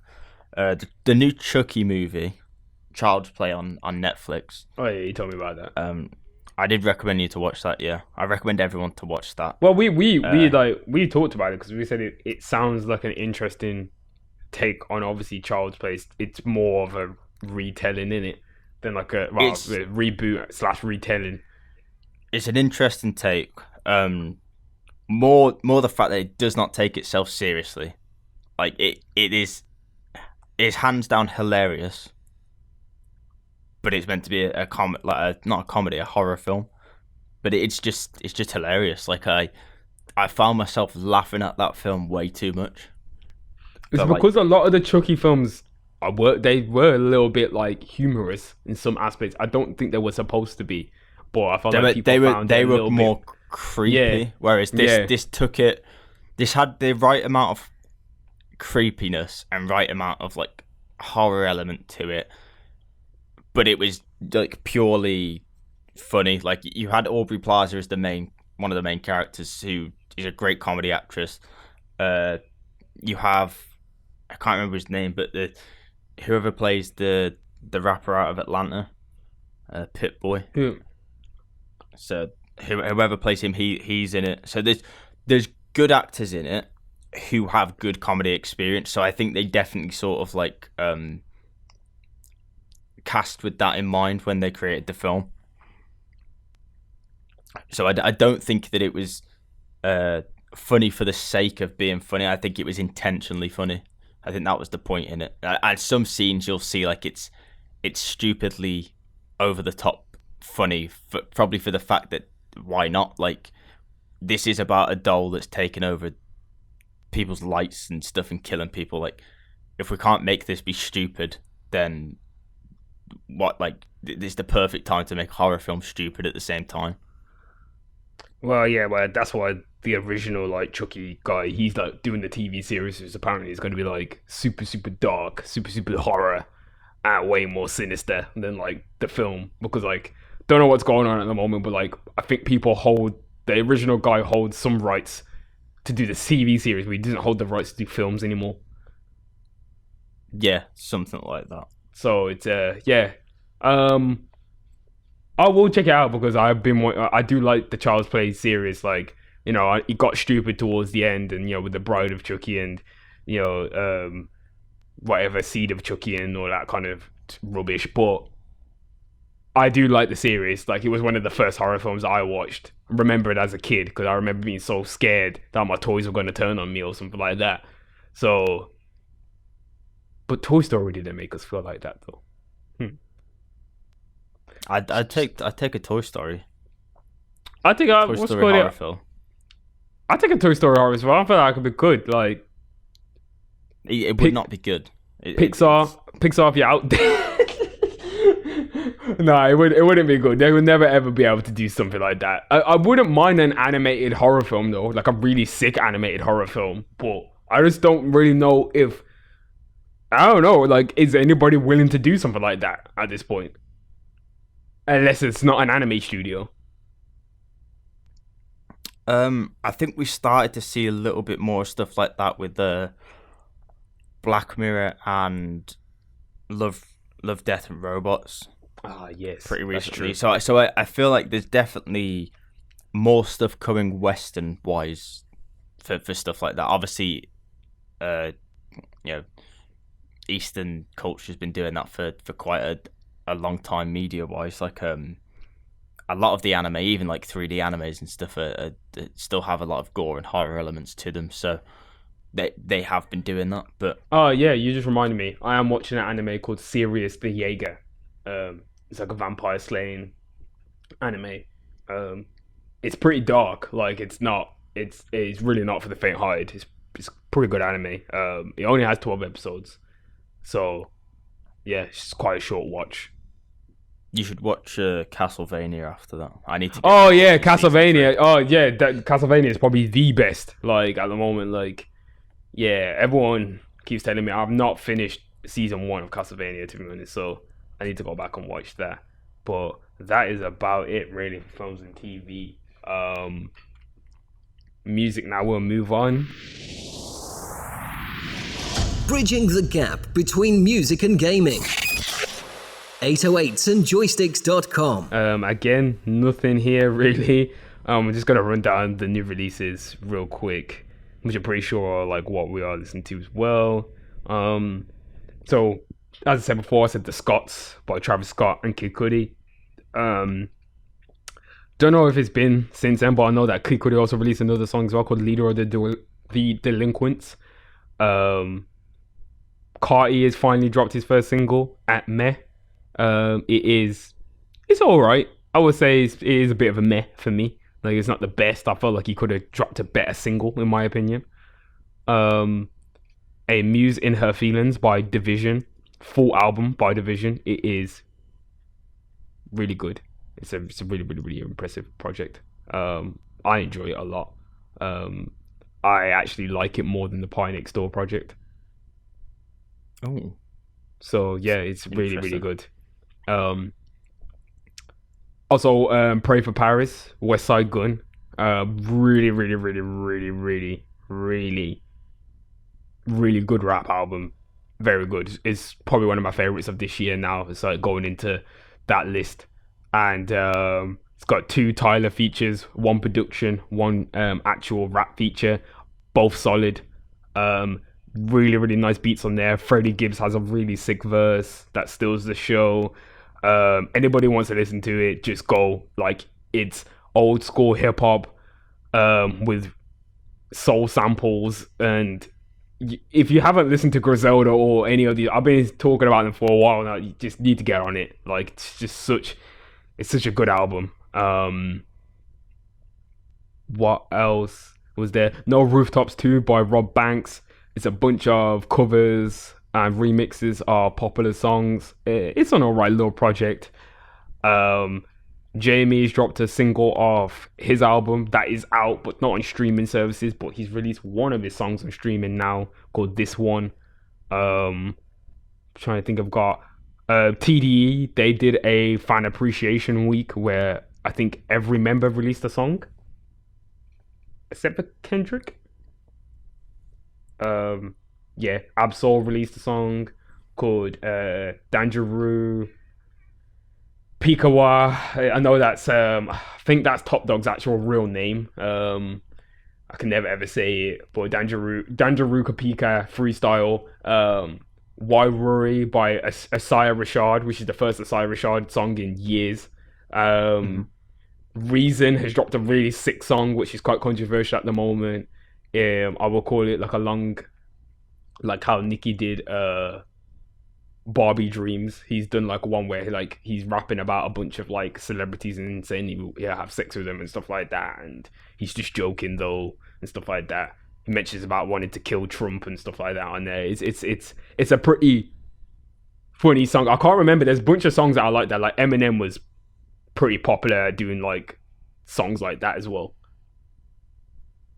I don't know what the song's called. I think it's called like Made Me Do or What Can I Do or something like that. I can't really remember the song. And there is another release as well. Zakari has also released a song as well. Apple Music is just not loading. Terrible. Novelist has got an EP out called Rain and Fire. Lucky X has got a new song out called Faith. Yeah, I don't really know. Do you have anything else as well, Tom, that you can find that's new that I've not really talked about? I know there's Kali Uchis' EP's out. Sorry. Yeah. So there's 2 that I've got, which was a few actually, but there was Kali Uchis To Feel Alive EP, Looney Joyride EP. That's a nice sort of R&B soul EP. It's quite nice, quite good. I think you'll probably like it. You'll see it on there. A big one for me. Leaving Cali released Perfect Is Boring with Ty Dolla $ign the other day, and has now put his track list on Instagram today for his album that's going to be coming out on May 1st. So that's going to be really good this Friday. And then we have Gus Dapperton released a new single called First Aid, which is pretty good. I've been listening to that a fair bit. And then previous week, Peter Cottontail, who used to work a lot with Chance the Rapper and Socks, the Social Experiment, released his album called Catch. Very sort of Christian gospel with a bit of, I don't know, hip hop influence, and it's not actually that bad. It's quite a relaxing listen, but it's not something that I'm going to back and forth daily. Yeah. And then Rina Sawayama, which that's her. I think it's her first album, called Sawayama, and that was very good. I do like that album quite a lot. That is the STFU, Comme des Garçons, Akasaka Sad, all songs that have been featured on the playlist before. So I think that's everything. We got Wiz dropped a quick EP as well, called The Saga of Wiz Khalifa. I ain't really listened to it. Logic's on it, so I don't think I am. If you're a Lil B fan, Lil B dropped another EP as well on YouTube. But who? Lil B. Oh, which one is it? Because I've got down here that he released a mixtape called Gutter Dealership. It could be that. It could be another one. I'm not entirely sure. There was one song you put on the playlist that was pretty sick the other day. That was from his 48 track mixtape that he released last month. God damn it. Lil B still out, man. We don't condone what Lil B does on Twitter, though. God damn it. That man's timeline is a mess. Yeah, Gutter Dealership was his new one, which is 6 hours and 42 minutes long in full. And Trap It's Oz what? Was, yeah. Another one. What? No. Trap Oz was last month, which was 2.5 hours long in full. A Gutter Dealership was 3 days ago, which is nearly 7 hours in length. Oh man, gonna have to pop this one. Gonna have to pop this one on tonight. 100 brand new rare collectible art music from Lil B is what he's calling it. It is rare collectible art. I don't even know, man. Come on, Lil B. Lil B does have strong. We're gonna talk about Lil B and how he does have real good music out there. We know this because we listened to it through college. Shout out to Callum and Cam one time. It was a moment, but 100 tracks, 6 hours, Tom. No, Lil B is a bit trash.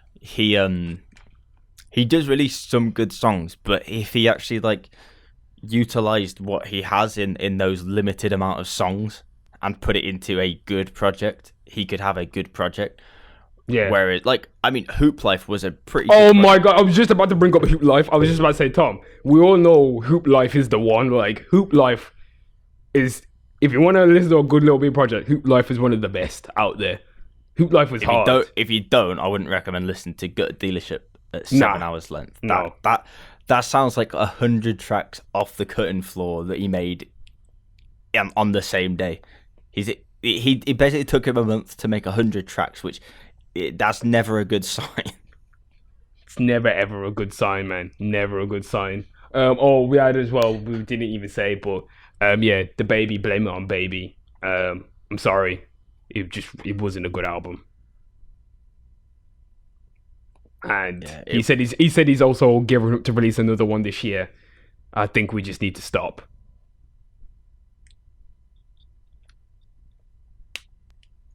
I think people need to stop releasing as many albums as they are. I don't think it's needed.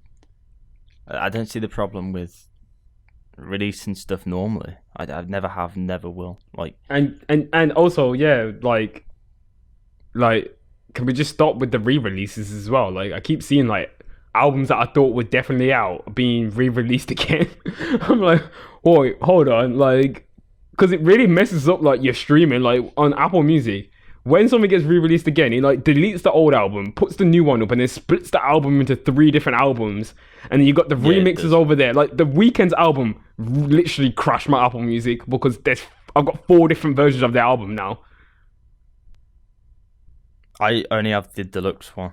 I got the deluxe, I got the normal version, and now the remixes have been taken away from the deluxe edition and been put into After Hours, the remixes. Yes, they have. It's just mine's still working fine. What the But hell? I do have that problem with the High School Musical collection because they took that off. I'm not even joking. They took that off Apple Music, and it's like split it all up into like 12 different albums. Oh, and that is just long. Because obviously it's a collection of songs from all different albums, and they've just like put it all into. So yeah, I was not happy with that. But Apple, fix it. Fix the consolidation, man. We wasn't having these problems when it was just us and iTunes. Yeah, but we got a few minutes left, sort of 5 minutes left.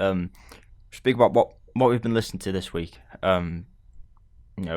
Anything in particular that stood out for you that you've been listening to quite regularly? Not really. I'm just trying to think. I was gonna say it didn't sound like a good. I've been listening to the Scott's track. Listening to Novelist's EP. Been listening to Pray for Paris by West Side Gun a lot. I listen to the Leader of the Delinquents nearly every day, and I'm using Her Feelings by The Division. Those are like projects. Oh, I've also gone back to and listened to the Carter 3 by Lil Wayne, classic album. Are you finding that you're going back and listening to more older music? Yeah, I am. Not rediscovering as such, but sort of like, well, probably rediscovering your love for that music because the people are just releasing stuff so, I don't know, fast now. There's not enough quality being put into it. People are just releasing stuff because people are all at home, and I feel like it. Oh yeah, I'd rather listen to something good than. I'm going back and I'm just looking at a lot of older things. Anyway, like I'm looking at older games and trying to play those older games because I feel like now's the time to start getting through some of these old retro games that I can get and I can play, and they're not particularly long, and I have the hardware for it, so I might as well do it. And also it's useful for the show as well because then we can start giving our aspects, insights in on some of these games, and we can start doing retrospectives, and we can start doing reviews and whatever. So I've been looking back at a lot of old content and films as well. Music, I've been going back and listening to a lot of like old rap samples, like listening to the soul samples and the gospel samples and things like that. Really appreciate some of the music and like how the beat was made. And I've obviously seen a lot of these Instagram battles where like producers are like battling people, and like major songwriters and musicians are having battles like Babyface and Teddy Riley and people like that. People who are behind Michael Jackson's career, and massive people, Whitney Houston and all sorts of stuff. So like, yeah, I've been going back and listening to like old music for sure. I appreciate it a lot more. I don't know why. Maybe it's because we're also getting older as well. Yeah. I've been doing the same. I think you go back to like music that was good to listen to, easy to listen to, and a lot of that stuff was. I rediscovered my love this week again for Born Sinner by J. Cole. And I know I've not listened to that album in years. Like I probably haven't. I loved that album when it came out, and then we had a discussion about it a few times in college, and we were like, don't know if it was like that good. Like, it's J. Cole, don't know if it was that good. I've gone back and listened to it again now, and I personally, for me, like it's one of my favorite albums of J. Cole, if not his best one for me personally. Mainly because of the style of it. It's more focused on that old school R&B hip hop sort of thing than he's like typical. I don't know. J. Cole's albums are quite typically like him rapping a lot, whereas there was a lot of singing on this, or a lot of there's a song with Miguel, who I love. A song with TLC. Kendrick Lamar was on it on Forbidden Fruit. James that song, Fauntleroy, like 50 Cent, Jhené Aiko, Sparks Will Fly. That was possibly one of my first experiences with Jhené Aiko in a song. It couldn't have been. It couldn't have been, man. It probably wasn't. But I mean, like, in that big sort of stage, like. Well, that was when Jhené was really song. just coming up, because Nothing Was the Same was released as well, and then she was on From Time, and that was a massive song from Nothing Was the Same. I remember. Yeah, it was around the same time. Yeah, it was. That was good. That was 2013. Born Sinner, Yeezus, watching movies with the sound off. Nothing Was the Same. It was a great year for Wolf. What a great year for music. Nothing Was the Same. Yeah, a massively great year for music that was, man. Yeah, wow. Yeah, okay. Well, cool. I guess that's everything for the show. As usual, we always say we don't have much, and we always end up doing a full show anyway, regardless of technical issues and whatnot. So, yeah, as I was saying before, we've got a new blog post up right now. Go check it out. We've got 2 actually, I think, since. We've got anime series to watch in quarantine, and we also have TV series to watch in quarantine, which gives us some of our insights from me and Tom and Jody as well, about anime and TV shows that we have watched and we really enjoy. So yeah, go and check those out, and obviously go check out the movies. Go check out our detailed reviews and insights on some of the albums and games that we like. More to come on the way. And yeah, keep supporting us on all of our socials and everything. 808s and Joystick on Twitter, 808s and Joysticks on Instagram. You can follow us on Spreaker and Podbean, all these other platforms. It really massively helps us out if you just go and give us a follow on there, or give us a rating on there, or whatever. It just helps in either way. Yeah, thanks again for all the support. Weekly playlist is getting updated as well. We're having a few problems actually with the playlist at the moment, because Apple Music is being really temperamental. So I'm working on that, seeing as Apple Music is my side of the streaming. So but yeah, that's about it really. Got any final words to close out, Tom? Nothing, no. Just stay inside, stay safe. Yeah, of course. And yeah, that's it. Yeah, just stay safe, stay inside. Obviously, we're still in this bullshit. We don't know when we're going to be out of it. But yeah, we're just going to keep going at it. Hopefully, we're just going to have more things for you to look at, and more content on the way. So yeah, thank you guys. Yeah, this is 808.